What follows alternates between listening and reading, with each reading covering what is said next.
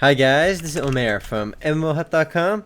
I'm the first impression gameplay video for Ryzom, a 3D sci-fi-ish fantasy MMORPG published by Winchgate. Now I'll spend about 5-10 minutes running around checking this game out, make some comments. If you guys want to play Ryzom or just learn more about it, do check it out full review on the link below. And this is actually a pay-to-play game, but with a 21-day free trial. And that's actually pretty good considering most pay-to-play games with free trials only have like a 14-day free trial. Here you have 21 days of practically unrestricted access to the game. So I'm making my character right now. There's a Phryos, Metis, Triker, and the Zorre, which are the game's 4 playable races. I believe each race has their own alignments in-game, so picking a certain race actually does matter. I am going to go with the midgets over here, the Trikers. And let's click next over here, our gender. Male or female? Alright, I could have sworn. This is female, that's male. Alright, I'm gonna go with male. They look kind of funny with their hats, with their hairstyle, so whatever. I'm gonna choose my body options now. I can choose my height, and you can kind of play with these a lot. I'm gonna make it thin with jacked arms and jacked legs, and make it small. I'm not gonna spend too much time in here. Whoa, awesome hair, really weird hair. We'll go with the pro goggles, and I'm gonna click actions. You can play with these. Specialization, fight. What else? We have magic, forage, and craft. They're the 4 specializations you can choose early on, and they basically just set your character's archetype at the beginning. Though they don't mean too much because you can change these at any time. And I'm gonna just go with fight for now, which is the warrior class. It looks like because there's an axe on it. And let's click finish. And the game's. Oh, I'm gonna start an arrow pause. Let's go click OK. WSAD movement for the win. Who would use the arrow keys? I mean, seriously. My name will be Remo Tag if I can get it. There we go. And the game's skill system is actually probably the most original aspect to Ryzom, and that's because there's no traditional leveling system, and instead you work on certain skills, and you kind of build your character the way you want on what skills you use. And it's actually surprisingly in-depth. And what you saw at the beginning where I was choosing my class, there are no classes in the game traditionally. You can choose an archetype at the beginning and the game will kind of help you form that archetype, but you can kind of change things around whenever you want and learn whatever new skills you want. So it's raining right now, and we are welcome to Atius. And Atius is the game's world. It's an organic planet, gigantic planet, blah blah blah. We move with WSAD because I just set that as a control. You can see in the distance we got some lightning going on. So the sky looks kind of funny. There's a fire over there. More lightning in the distance. Let's go talk to this guy over here because we started right next to him. I imagine I gotta talk to him. Right click and hello, I just arrived here. He looks at me and we talk over here. What is your name, by the way? I'm not gonna read the dialogue, but clicking next. And it looks like a new indicator appeared on my radar at the top right, and it tells me where to go. So I just grabbed that quest. It was kind of weird that I had no quest notification on that guy's head. Most games put a question mark or an exclamation mark over their heads, but over here that does not seem to be the case. But we got scrolls on our minimap that kind of display available quests and NPCs to talk to. I've come here to begin my training. Alright, I want to be a combat. Weird names for classes, but they're not actually classes though. Ready to fight? Yeah, I'm ready to fight. The background music seems pretty non-existent. But let's see what else we got. I have to go over here now. We can move right towards them. Gameplay seems pretty fluid. You can move it. You can zoom in with the mouse wheel. You can actually zoom out quite a bit. Let's see how far I can zoom out. Whoa, that is really far. I'm going to zoom in now while I run towards the NPC. Right over here. You can go all the way up to first-person view. All right, let's talk to. Can I go? Can I go in her booth? No. Well, the game won't let me go in her booth. I gotta talk to her from outside her booth. Alright, let's talk to this guy. Hunters and Prey level 1. Let's go click accept. So I have a quest to do right now, and I do have to kill stuff finally. Let's go outside town and kill stuff. Now, the game's graphics are nothing too special. Fighting with a weapon, alright, I can figure it out. We right click on them or something. I can't fit through here? Come on. I should be able to fit through there. I should be able to crawl underneath here too. But I have to go around now, because this method of going around here sucks. But the game's graphics are obviously not too great, though they're not terrible either. And the game actually mixes fantasy and sci-fi settings. I mean, I saw a few buildings that look mechanical. So the game isn't entirely fantasy themed. It is some sci-fi components to it. My interface is all over the place right now. I have 200 HP, 200 stab, 200 stamina, 200 focus. Let's go kill these suckling Yubos. Let's go attack them. The game's graphics, like I said, are not too great, but they're not bad either. The game was originally released back in 2004, making it now 6 years old. It's been pay to play since it first came out, and it's still pay to play. I just killed that guy. My fight skill is 2 out of 20. My fight skill is now level 2. So as I fight, I'm gaining points in fighting skill. I think we click V, no, B, K. K brings up keys.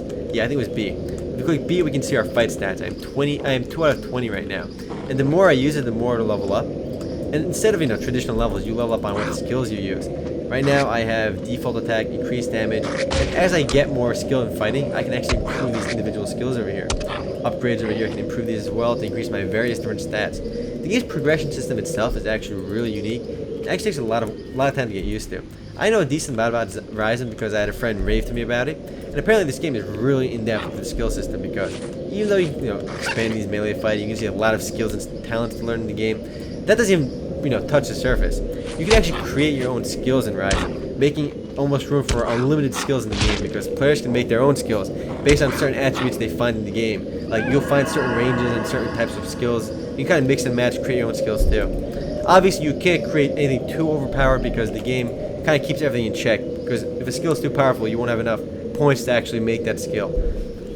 But still, I mean, there's actually a finite amount of skills you can create, but there's still an enormous amount of variety. I don't think any other game really takes the same approach that Ryzom does on the whole skill creating system. Though I'm not sure you'll be able to really experience any of that early on, only because you're not going to know what the heck to do. And on that point, Ryzom doesn't do exactly a great job of kind of getting you into the game. Right now I'm just killing some suckling Yubos that glow after they die. Let's go loot this guy. He is carrying his own skin and his Yubo nail. Take off. And, I mean, the game could have done a lot more to kind of ease you into it. Right now, I'm just doing one random quest. But with a game that's this in-depth, I mean, there's so much more going on over here than you can actually see. You actually have to kind of play with the game a lot to figure out what's going on. And to know, where to go next. And it doesn't really do a good job at that. And there's really no excuse for that because, I mean, even older MMORPGs should be able to update and do that. I remember Dark Age of Camelot, and when you log into the game now, you have a very nice voiceover tutorial that explains much of the basics of the game, with voiceovers, in a short tutorial area. I don't feel that Ryzom is doing that, but I'm going to kill some more suckling Yubos.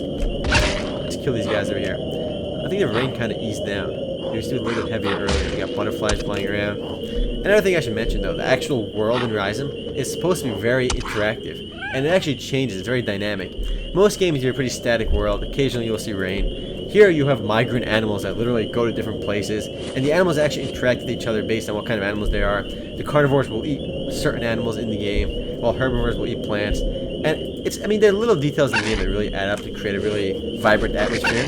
So let's zoom in and attack this suckling Yubo. That guy looks awesome. The first person camera looks pretty terrible though. Well, I mean, kind of realistic too, but my character's like stretching his arms out, just moving them apart from each other right away. This guy just ran away from me. He saw me killing his buddy. He's like, yo, I'm getting out of here. Let's loot this guy over here. We got more random nonsense. This is a pretty old game, so I wouldn't be too surprised if too many people aren't into it. So the game announced, I think recently, that their code for the game went open source. So you'd imagine when they did that, the game would be free to play, but nope, it is still pay to play. But it's still cool that they're embracing the open source community. And I think that might even be a transition to free to play in the future. Let's see what else I got over here. Identity. There's a lot of attributes over here in stats. Wow, there's a lot going on over here. The game has PvP as well, though it's not the game's main emphasis. You can actually go to certain areas in the game to PvP with each other, align yourself with one of the many factions in the game world, many tribes and races in the game world that is, and fight each other after you flag yourself. And there are rewards for PvPing as well, but it's not a main focus of the game. My inventory over here, we can see what I'm carrying. And there's, of course, can't carry too many items, otherwise I won't be able to move. My map, bring that up over here. This is the beginning area. The game's world is actually pretty large. It'll take you a long time to get from point A to point B.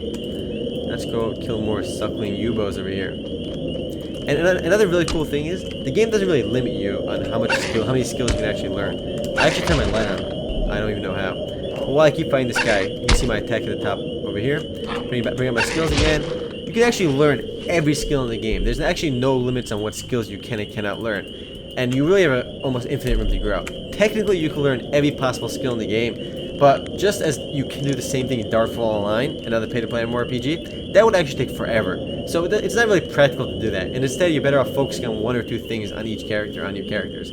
Otherwise, it'd be really silly. But the fact that you can actually do all that gives you a lot of room to keep playing, especially if you're an addict to Ryzom Online. There's no ceiling to the game almost. You can do everything in the game. Kind of walk around a little bit. See, I probably should hand in that quest. All I have to do is get a tail. The game has a pretty expansive resource gathering and crafting system as well, which shouldn't be too surprising as Ryzom has a huge emphasis on that, and the fact that the game is very open world, you can do a lot in the game. I mean, the game's developers had one thing in mind, and that's to create a really massive game. And they wanted to get rid of all the linearity that you've seen in a lot of other MMORPGs. and just kind of let players do what they want. And that shadow is actually pretty good. It's pretty accurate too. It moved around in that fire. And with the resource gathering system in the game, there's a whole bunch of resources, and each resource has its own quality from like 1 to 250-ish. So there's just so much you can do with that as well. So many professions in the game, from medic to resource crafting, to a lot of other little things as well. I'm not entirely sure what each of these attributes do right now. I'm sure you'll use them for skills. I'm pretty sure all of these you will be using for. Sap is for skills, it says I have too little to cast any spells. Stamina is for actual special attacks. Focus is too low, I cannot carry foraging. So apparently my character sucks right now. So my actions menu, I can equip more stuff to my actions tab. Increase damage 1. Can I do that right away, or is that default? There's actually a lot more going on over here that I can possibly explain in my 11-minute time window. But if you guys do want to learn more about Ryzom or just play it yourself, do check it out for a review on the link below. Later, guys.